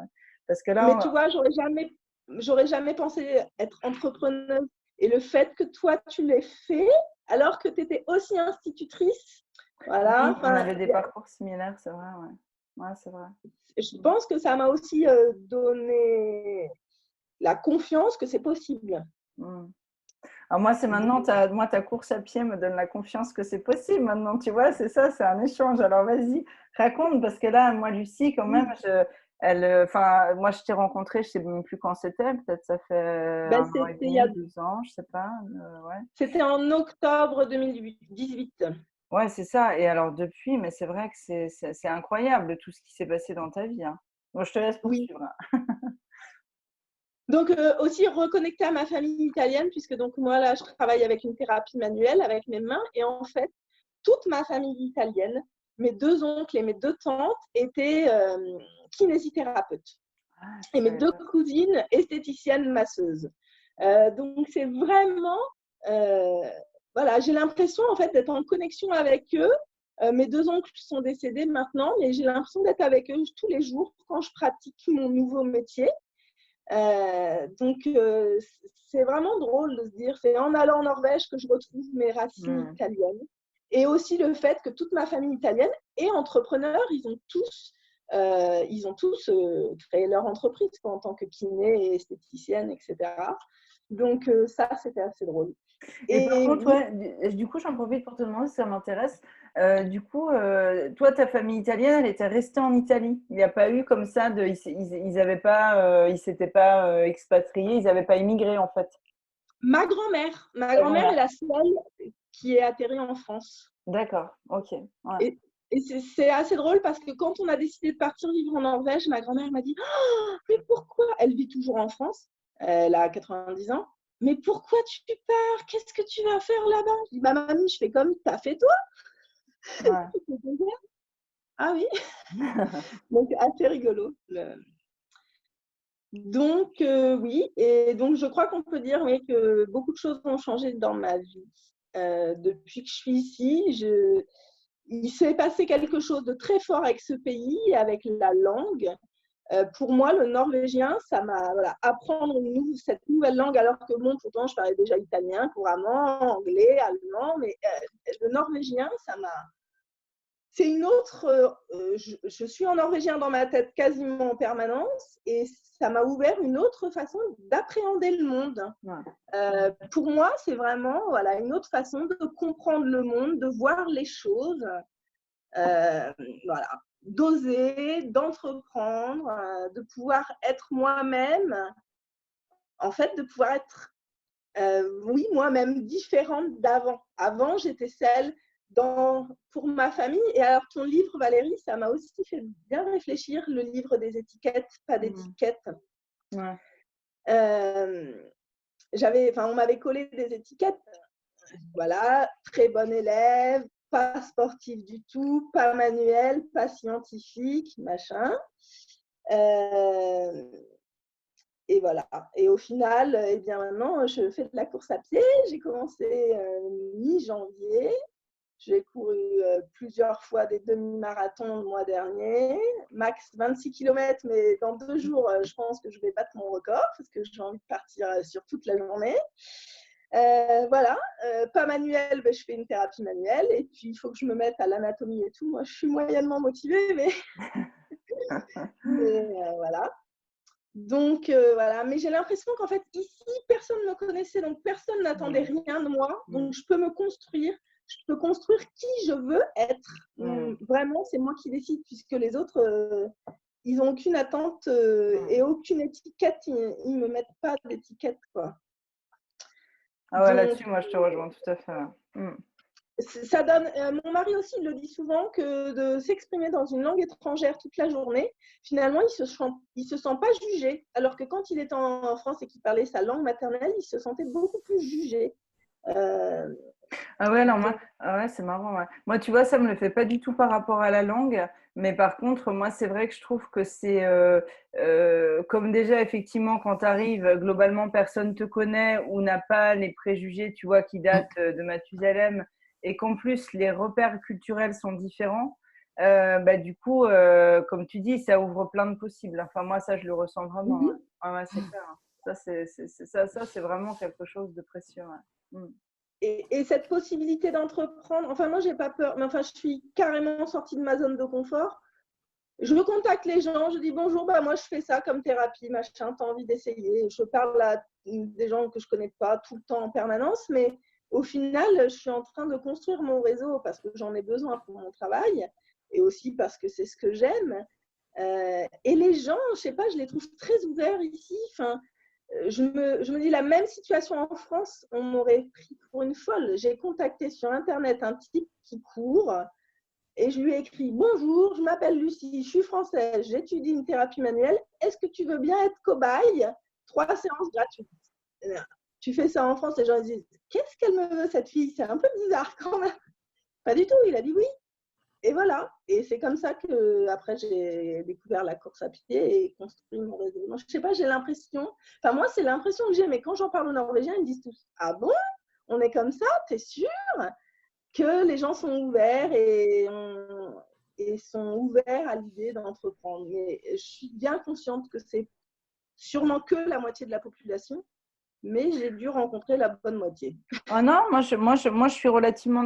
Enfin, moi maintenant, ce que je me dis, si tu veux, c'est que c'est vrai, on en parlait tout à l'heure avec toi, Karine, je ne sais plus quand, si c'était juste avant qu'on commence ou ce matin. Mais c'est vrai que moi, je pense aussi que… Alors, je ne sais pas si toi, maintenant, Lucie, tu le vis à contrario quand tu retournes en France. Mais moi, en fait, je me rends compte à quel point aussi tu rencontres les gens qui te ressemblent, en fait. Moi, si tu veux, quand j'avais du mal, justement, à me projeter en tant qu'entrepreneuse parce que j'avais la trouille, je rencontrais des gens qui étaient comme moi. Et depuis qu'en fait, je m'assume, que ce soit en Norvège ou tu vois, quand je retourne en France, la preuve, Karine, enfin, tu vois, je rencontre plein de gens en fait que je trouve super ouverts et tu vois, dans cette même démarche-là. Donc, c'est vrai que parfois, j'ai l'impression que c'est peut-être ça aussi qui joue. Tu vois, c'est aussi énergétique. Je sais pas si tu le ressens comme ça maintenant quand tu vas en France. Est-ce que du coup, parce que là, tu as l'air de dire voilà, que tu trouves les gens effectivement plus ouverts à ce que tu proposes, à la manière dont tu mets les choses en place ici. Et du coup, est-ce qu'en France, tu continues à trouver une vraie différence quand tu y vas ou au fur et à mesure de ton évolution? À l'heure actuelle, en tout cas, je dis toujours que maintenant, je me sens à 80% norvégienne. Moi, je me sens norvégienne. Je me sens vraiment faire partie de la communauté norvégienne, de la société. Et j'aime pas du tout rentrer en France. J'ai coupé les ponts avec quasiment tous les gens que je connaissais, à part ma famille, évidemment, mais les amis d'avant. J'ai l'impression qu'ils ne peuvent pas comprendre qui je suis devenue parce que je suis vraiment une nouvelle personne. Et quand je les re-rencontre, j'ai rien à leur dire. Donc non, moi, j'ai pas. Pour moi, c'est clair et net, mais depuis le premier jour quasiment, mais ça se renforce chaque jour, je ne rentrerai pas. Donc, on va voir comment ça va se passer. Bah bien, du coup. Par rapport à mon mari, mais moi, je ne rentre pas en tout cas. Ah, c'est chouette, bah, c'est chouette d'entendre les. Mais c'est intéressant ce que tu disais sur rencontrer des gens qui sont dans la même énergie. Et ici, j'ai rencontré plusieurs personnes qui sont mes âmes sœurs, qui sont, en Orient, on dit mes âmes amies, et dont je suis persuadée, alors que j'aurais jamais parlé de ça et cru en ça il y a encore 2 mois, que je les ai effectivement rencontrés dans une vie antérieure, c'est obligatoire. Et j'étais norvégienne avant, c'est sûr et certain. Enfin, je pense qu'on s'est connus à l'époque, c'est ça le truc. Oui, bah ouais, non, mais c'est vrai. Ouais, non, mais là-dessus, je te comprends. Parce que moi-même, tous mes amis de l'époque d'il y a 20 ans, tu vois, moi, une de mes meilleures amies, la norvégienne, un ami russe, c'est pareil, quoi. C'est des gens, je les ai rencontrés, j'avais l'impression que je les connaissais depuis toujours. Et là, à chaque fois qu'on se revoit, à chaque fois, ça le fait, quoi. C'est incroyable, quoi. Ça, c'est beau. Hein. Mais c'est vrai qu'il y a dû y avoir tout un truc en Norvège, ouais, dans d'autres vies, je sais pas, ouais. Je sais pas ce qui s'est passé. Ouais. Ah, bah, c'est chouette de t'entendre, ouais. Super. Bah, merci, Lucie. T'avais encore autre chose à partager ou... Non, en gros, c'était tout. Ouais. Bon, bah, bravo Super. en tout cas. Ouais, Parce merci que franchement, beaucoup. c'est inspirant. Non, mais c'est vrai, c'est beau. C'est beau les témoignages de chacun. Merci de m'avoir écouté. Avec plaisir. C'était chouette. Eh bien, du coup, alors, Véronique, alors, je lui ai envoyé un petit message. Ah, ben voilà, Véronique, elle attend dans la salle d'attente. Ce que j'allais dire, elle a eu une coupure de Wi-Fi. Et puis voilà, j'étais tellement captivée par ton témoignage, Lucie, tu vois, je ne regardais pas la salle d'attente. Je crois qu'elle va nous rejoindre, du coup. Du coup, alors, est-ce que, alors, Dora, Timéa, Catherine, est-ce que vous avez envie de partager des choses, des expériences ou pas? Ou des questions, n'hésitez pas. Oui, moi, c'est Catherine. Ouais, bonsoir, Oui, bonsoir, bonsoir Catherine. Bonsoir. Moi, j'ai pas beaucoup voyagé, mais je suis plus restée en France en fait. Mhm. Ah, bah oui. Et je vois mes parents, non plus les voyages, c'était pas trop ça. En fait, on allait toujours au même endroit chaque été. Mais moi, j'ai 2 pays en fait qui m'attirent beaucoup, c'est l'Afrique et l'Asie. Ah. Alors pourquoi, je ne sais pas, mais voilà, c'est des choses qui me parlent et qui me font vibrer dès que j'entends l'Afrique, ou enfin voilà, des musiques africaines, ça me passe partout, quoi, voilà. Ah, c'est beau. Et ouais, donc du coup, t'as pour projet quelque part t'essayes du coup de poser des petites actions pour pouvoir concrétiser ce projet d'y aller, ou comment tu... Oui. D'accord. Ouais. Ah, c'est chouette. Donc soit faire un safari en Afrique, ou alors faire vraiment aller chez l'habitant, quoi. Enfin, vraiment vivre. Vraiment voir comment ils vivent, quoi. Ah, ouais. Ouais, être en immersion, quoi. Oui. Ouais, c'est super. Moi, c'est ça, ouais. Moi, c'est ça que j'aime bien. Moi, c'est pour ça que j'ai toujours eu envie de travailler en vivant à l'étranger, parce que c'est vrai que je trouve ça vraiment chouette d'être parmi les gens et de vraiment voir ouais, que c'est ça, comment ça se passe dans leur vie. Ouais. Moi, c'est vrai que faudrait qu'on fasse une autre soirée. Moi, j'ai eu une expérience quand j'étais en formation à l'IUFM. Pareil, stage à l'IUFM. Bon, moi, j'ai regardé le plus loin possible sur la carte, et donc, du coup, j'ai été au Ghana. Et ça aussi, ça a été une expérience très forte aussi, vraiment très différente. Mais ouais, c'est chouette. Du coup, faudrait qu'on refasse régulièrement, parce que chacun a des projets, tu sais, de voyage. Et puis toi, Lucie, voir comment ça évolue pour toi et tout, quand tu seras sur le podium olympique pour représenter la Norvège, qui sait, parce que maintenant on peut prendre la nationalité. C'est chouette. C'est chouette. On te souhaite, du coup, Catherine, tu reviendras nous raconter. Ah ouais, avec plaisir. Merci pour ce partage, pardon. Ouais, il y a Véronique qui est revenue. Et puis, bah ouais, Véronique, Timéa et Dora, si vous avez envie d'ouvrir vos micros, n'hésitez pas. Ouais, Véronique, alors elle a l'air d'avoir une connexion instable.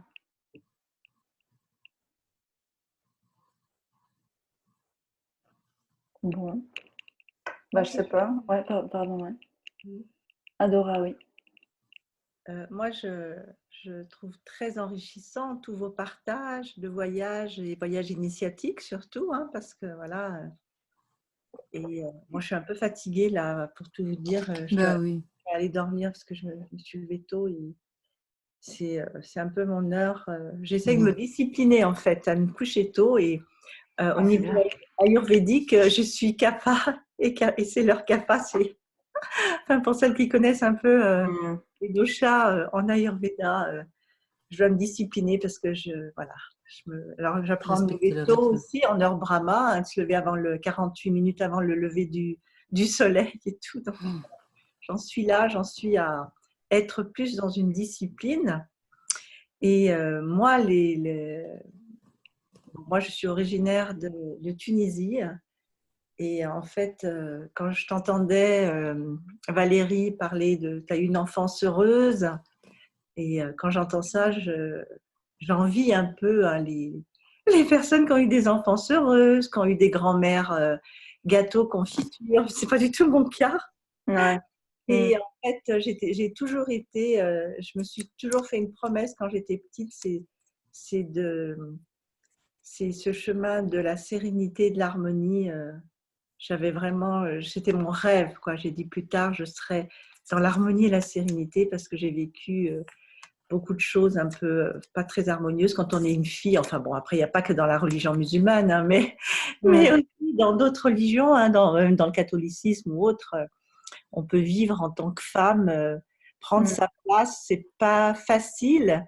Et moi, j'ai dû me battre parce qu'en étant de culture arabo-musulmane, voilà, la femme, tu n'as pas le droit de ci, attention, tu dois être vierge jusqu'au mariage, sinon on ne voudra pas de toi.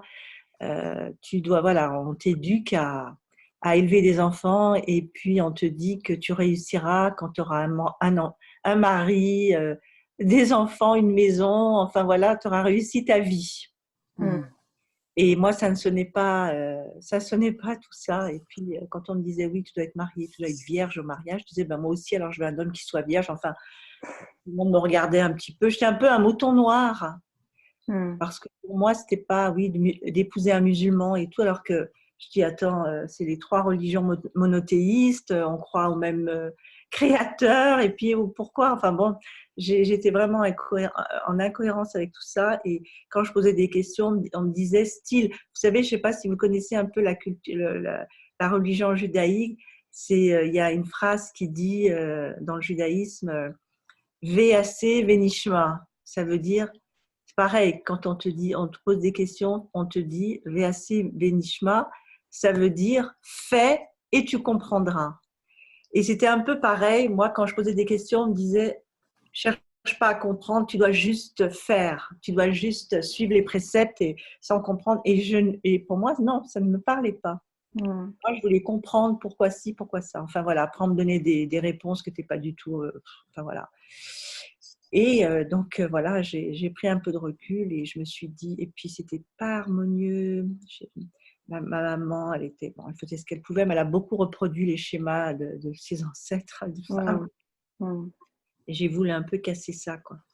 Et en fait, on m'avait organisé un mariage.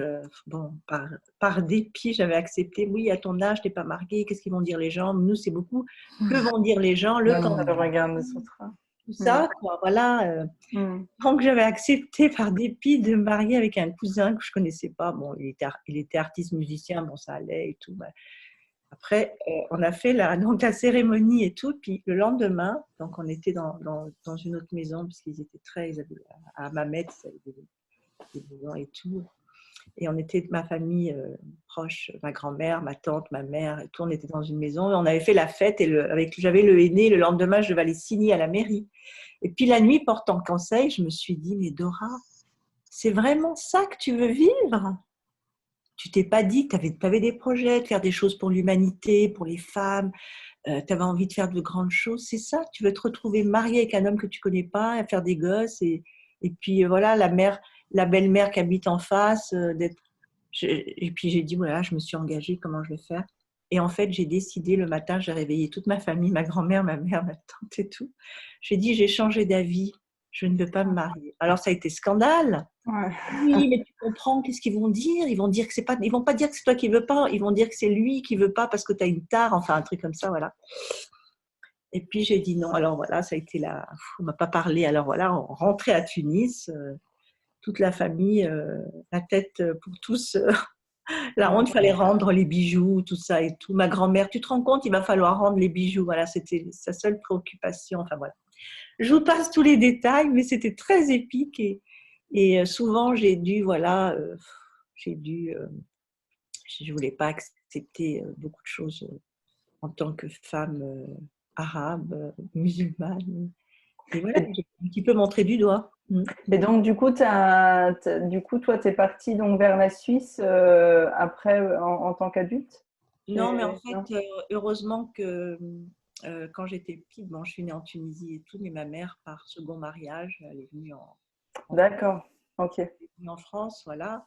Et puis, mais malgré tout, hein, il y avait cette éducation, voilà, il fallait répéter un peu les mêmes. Et puis moi, j'ai attendu l'âge de 18 ans pour fuguer. Je suis partie. D'accord. Et ma mère qui me courait derrière et tout, enfin bref. Et voilà. Alors j'étais fâchée longtemps avec ma mère, mais bon, maintenant ça va mieux. Mais voilà, quoi, pour moi c'était important la liberté et puis aussi après, comme mission, d'enseigner ça aux femmes. Et d'apprendre à écouter ses besoins. Parce que moi, longtemps, je n'écoutais pas mes besoins, c'était toujours les autres qui passaient avant, le compagnon, la famille, les gens qui avaient besoin de moi, voilà. Je ne savais pas ce que c'était quand j'entendais des amis me dire non, non, je ne pourrais pas, tu comprends, moi j'écoute mes besoins, bon, mais je dis attends, quel égoïste, enfin, vous voyez. Et j'ai compris et j'ai appris à écouter mes besoins, me respecter. Ah, et là, j'ai fait un week-end, on avait un week-end avec un jardin féminité avec des femmes et tout, et puis j'ai parlé de prendre soin de soi comme thème, qui est très important. Et parce que je travaille dans un centre de bien-être où je suis responsable du bien-être et de la bienveillance, dans un centre de jeunes, où on détoxique ça. Et les femmes qu'on accompagne, donc elles viennent là, elles prennent du temps pour elles, voilà, elles s'écoutent, on leur apprend à s'écouter. Enfin, moi, c'est un peu comme ça que je les cocoute. Donc elle me dit oh, ça me fait du bien, j'ai jamais le temps de m'occuper de moi, entre mon mari, les enfants, le travail, la maison et tout, j'ai pas le temps. Et donc je dis c'est important. Et donc on parle de l'importance de prendre soin de soi, parce que les enfants un jour s'en vont, le mari peut aussi partir. Et quand je dis ça, c'est waouh, c'est l'émotionnel qui, elles sont toutes, voilà, elles se reconnaissent, elles s'identifient à ça. Et oui, les enfants sont partis, enfin chacun avec mon mari aussi parti avec une autre, enfin. Et là, maintenant, je suis là, je me suis sacrifiée. Et puis moi, voilà, j'ai pas pensé à moi. Et voilà, donc c'est important de prendre soin de soi.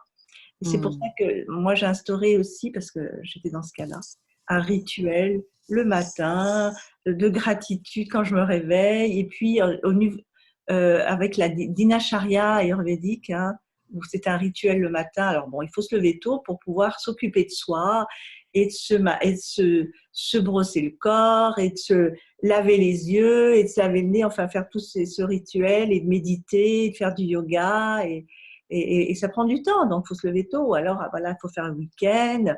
Mais c'est important maintenant, c'est la discipline. Ah, tu n'as pas fait ça. Et puis surtout, pour moi, c'est important d'être bienveillant d'abord avec soi-même et de se complimenter du moindre progrès. Et moi, c'était pas du tout.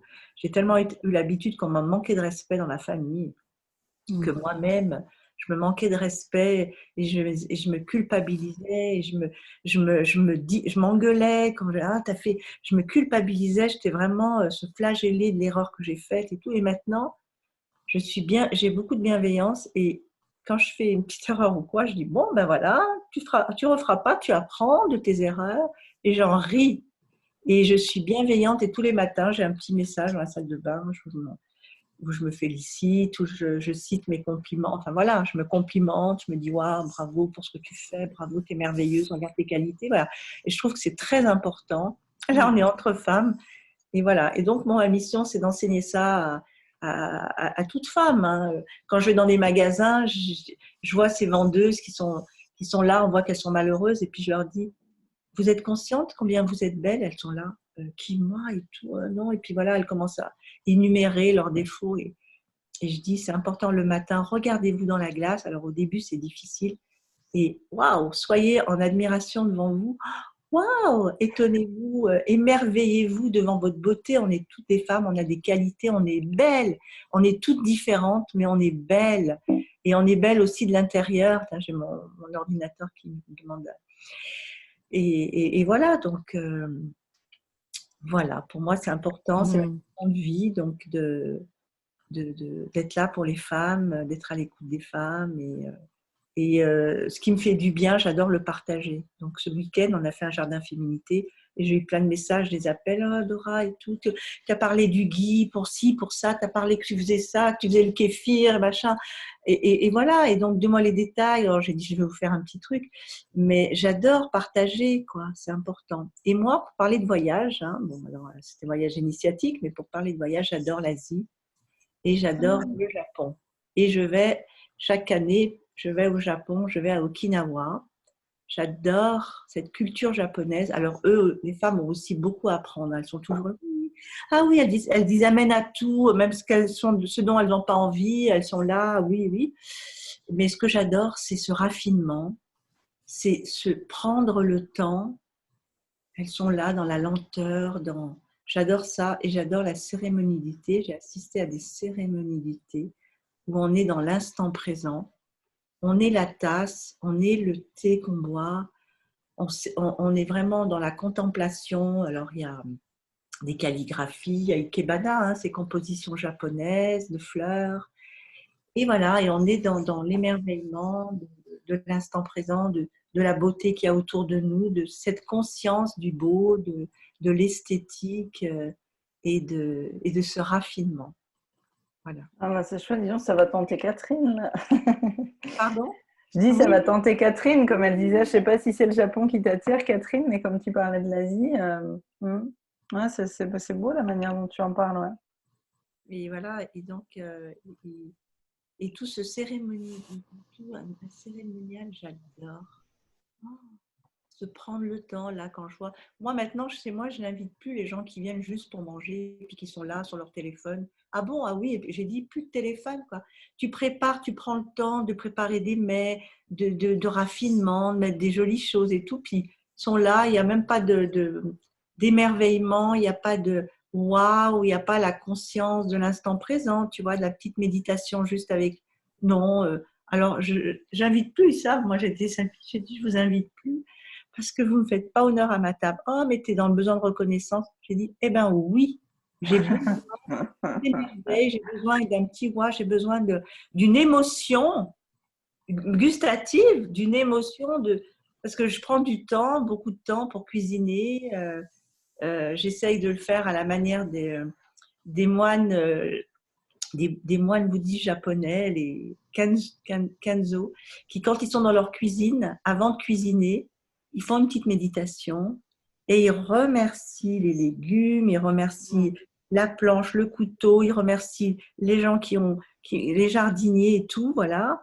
Et quand ils cuisinent dans une harmonie, prennent le temps, c'est pas vite et machin, et c'est vraiment. Et moi, je prends le temps de cuisiner, pendant des heures, les épices et tout. J'essaye de faire comme une méditation. Si c'est pour venir et puis ne pas honorer, non, alors voilà. Ouais, mais c'est ça rentre dans tout un cadre.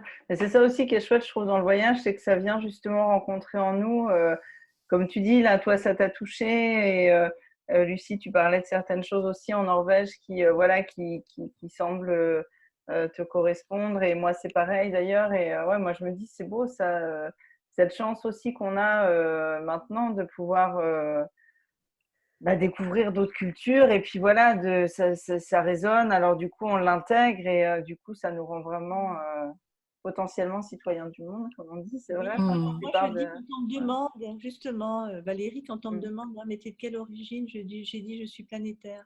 Oui, c'est ça. Ah bon? Oui, je suis planétaire. Partout où je vais, moi, quand je suis en Suisse, je suis suisse. Voilà, et quand je suis au Japon, je me sens partout. Je suis comme un caméléon. Moi, je m'adapte partout où je vais. Je m'adapte. Ouais, bah ça, c'est vrai que le voyage, pour ça, c'est chouette. Oui, j'adopte quand je suis en Asie. Bon, j'ai pas été en Inde. Je devais aller chez Amma et puis j'ai eu un changement de. Au Japon, je travaille dans une banque américaine à Genève, et c'est très cosmopolite. Donc, les Indiens, je leur faisais namasté. Les Japonais, je faisais Ohayo gozaimasu. Je faisais vraiment. Et des fois, on se moquait de moi parce que j'étais là à saluer les Indiens en namasté et à saluer les Japonais à leur façon. Et je trouve que pour moi, ils appréciaient, ils étaient touchés, quoi. Ils étaient tellement touchés. Voilà, quoi. Donc, c'est chouette. Ouais. Merci, Dora. Ouais.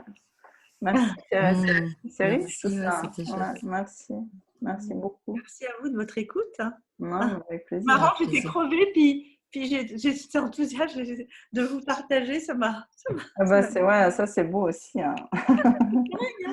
Non, c'est chouette. Merci. Avec plaisir. Je ne sais pas si Timéa, tu as envie de t'exprimer un peu. Après, pour conclure, j'aurais un petit message de Véronique qui m'a envoyé un petit mot de ce qu'elle avait envie de partager parce que du coup, son Wi-Fi a coupé. Donc, je vous le lirai. Mais Timéa, du coup, tu as ouvert ton micro. Non, moi, ce serait la prochaine fois. D'accord. Je vous réserve ça pour la prochaine fois. Je voulais juste vous remercier parce qu'il y avait dans chacun de vos partages des mots qui m'ont touchée et vous m'avez permis d'avoir un voyage à l'extérieur et à l'intérieur et ça c'est précieux. Merci beaucoup. Merci à toi. Merci. Alors du coup, je vous lis, Véronique, elle avait mis mon grand voyage, point d'interrogation, le voyage en pays d'amour de soi, des trains loupés, de belles escales et toujours des paysages merveilleux à découvrir. Bise du cœur et de l'âme, with love. Voilà, le petit message de Véronique. Ouais, c'est chouette. Voilà. Bon, merci. Merci à toutes. Merci au Wi-Fi parce que je devais avoir une coupure à 22h. J'avais dit à Karine et bon, on est passé au travers. Donc c'est chouette. Ça m'a permis de rester avec vous jusqu'au bout. Et puis, merci beaucoup, Karine. Merci à vous aussi d'avoir été là. C'était chouette. C'était un bon moment de partage, en effet. Et puis, c'est vrai qu'on pourrait en parler pendant des heures de nos voyages. Donc, promis, Timéa, on refait une session numéro 2 dans quelques temps. Et puis on t'écoutera avec grande joie, en tout cas. Non, mais vraiment, ce sera chouette. Ce sera trop chouette. Ouais, c'est chouette. Pour avoir initié cette rencontre. Avec grand plaisir. C'est vrai que c'est toujours... Moi, j'adore aussi. Ouais, j'adore partager aussi. Je suis comme toi, en fait. Je trouve que, on a toutes et tous, en fait, à apprendre les uns des autres. Et souvent, ça fait écho. On va se dire, ah ouais, moi, j'avais envie de ça aussi. Et puis, finalement, je n'osais pas. Ok, allez, je vais y aller. Mais voilà, c'est justement, c'est ça la magie des rencontres. Et je voulais juste rebondir sur ce que tu disais tout à l'heure, Lucie. Tu sais, je pense qu'en France, quand même, les choses, elles évoluent. Je pense que les mentalités changent. Et que, parce que moi, vraiment, en tout cas, dans mon quotidien, dans ma vie, en tout cas d'aujourd'hui, je vis et vraiment, je rencontre des gens très ouverts. Et je pense qu'en effet, c'est quand... Alors, pour rebondir aussi sur ce que vous disiez, quand je n'aurais jamais osé être entrepreneur en France, et c'est drôle parce que moi, je travaille aussi aujourd'hui là sur un coaching en lien avec l'argent, vous voyez. Donc, moi aussi, j'ai tout un tas de peurs, notamment sur la peur d'entreprendre et de faire faillite potentiellement, et d'être la risée ou la honte de ma famille. Mais je crois que vraiment, encore une fois, tant qu'on s'accepte tel qu'on est, tant qu'on assume qui l'on est vraiment et que l'on rayonne justement notre belle énergie et ce que l'on a à apporter au monde, en fait, je crois qu'après, on n'a plus peur de rien, quoi. Et je crois que moi, je peux ne plus plaire à des gens ou ne pas faire plaisir peut-être à certaines personnes. C'est pas grave, tant pis. Et moi aussi, j'en ai laissé des gens parce que finalement, en fait, au fur et à mesure du sillon, on en laisse derrière. Mais waouh, là, je peux vous promettre, j'ai rencontré Valérie, mais j'ai rencontré Timéa, encore tout ça qu'à travers l'écran. Mais c'est beau, quoi. Et aujourd'hui, vraiment, moi, je suis dans cette abondance des relations, en fait, qui arrivent. Je ne demande plus rien. Enfin, si, inconsciemment, je pense que je demande quand même. Et en fait, ça arrive tout seul et c'est beau. Et je rencontre que des belles personnes et je reste en France. Donc, enfin, quoique là, on est un peu en Norvège et, et un peu partout, tout autour du monde. Mais voilà, c'est... Non, non, franchement, ça évolue dans le bon sens et je crois que c'est un peu planétaire, justement. Moi, je te rejoins vraiment. Ouais. Oui, je suis d'accord avec toi. Je pense que c'est aussi parce que, effectivement, j'étais pas qui je suis maintenant quand j'étais là-bas, donc j'attirais pas les mêmes personnes, c'est clair. Tout à fait d'accord avec toi.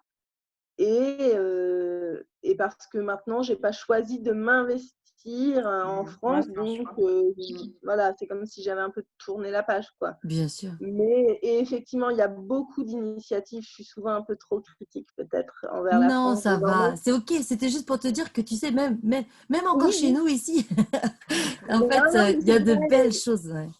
Il y a beaucoup de choses pour lesquelles la France est beaucoup plus en avance que la Norvège et tout ce qui concerne la conscience écologique des gens et ce que les gens font au quotidien pour les zéro déchet ou tout ça, ça serait bien que ça arrive ici parce que c'est extraordinaire. Et les Français, on n'en parle pas assez souvent, mais ils ont quand même, je trouve, une conscience écologique et une envie de prendre les choses en main qui est forte. Ouais, mais moi je te rejoins là-dessus et moi depuis le début en fait, moi ça a été assez flagrant, mais peut-être que nous c'est aussi, tu vois, comme tu dis, non, c'est un choix. Moi je sais que tu vois, mon choix c'est vraiment moi maintenant j'ai l'impression en fait, tu sais, comme si je me sentais un peu un pont entre la France et la Norvège et je me dis, tu vois, si on est justement comme ça un peu des vecteurs comment dire, d'échange. En fait, moi, j'y crois beaucoup. Moi, je crois que vraiment l'avenir, c'est l'échange entre ces cultures. Comme toi, moi, depuis que je suis arrivée en Norvège, il y a des trucs que je me dis, mais ça, il faut absolument que les Français ils sachent que ça existe et qu'on puisse le vivre comme ça. Tu vois, notamment l'harmonie famille-travail, ça, c'est clair. Et puis, par ailleurs, je trouve qu'il y a des choses qu'en France, il y a vraiment une réflexion ou une démarche beaucoup plus profonde. Et moi, je pense que c'est vraiment dans la rencontre que ça va jouer en fait. Et ça vaut, j'imagine, pour tous les pays en fait. Hein. Et donc, du coup, je me dis, c'est chouette aussi ça. Enfin, même cette soirée-là, tu vois, ce que tu as raconté. Mais du coup, elle est partie. Dora. Ouais. Ce que Dora racontait, c'est vrai sur la Tunisie. Bon, moi, c'est des cultures que je connais moins, sur lesquelles j'ai pu entendre des choses et tout.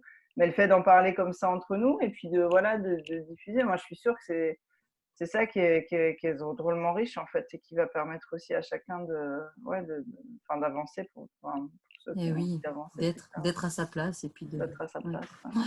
Ouais, et puis de se réaliser quoi. Ouais, exactement. Ouais. D'être à sa place et aussi de prendre sa place. Hein. Exactement. Parce que ça. D'oser la prendre. Oui, c'est ça. D'oser prendre sa place. Bien sûr. Bon, merci encore. Super, ouais, merci beaucoup en tout cas. Et puis passez une belle soirée. Et puis on vous enverra l'enregistrement, je pense. Enfin, d'habitude, on fait toujours ça, donc on n'en a pas parlé. Mais bon, voilà. Merci beaucoup. Hein. Merci pour cette belle initiative. Hein. C'était un bon moment de partage. J'adore ça, surtout entre femmes. Vous êtes belles, les filles. Merci. Pareil. Bon, nous sommes des déesses. Nous sommes toutes des déesses, en fait. Nous sommes des déesses. Yes. C'est clair. Faites des bons rêves. Ouais, passez une bonne nuit aussi. Merci. Hein. Allez, à bientôt. À très bientôt. Ciao. Merci beaucoup. Au revoir. Au revoir.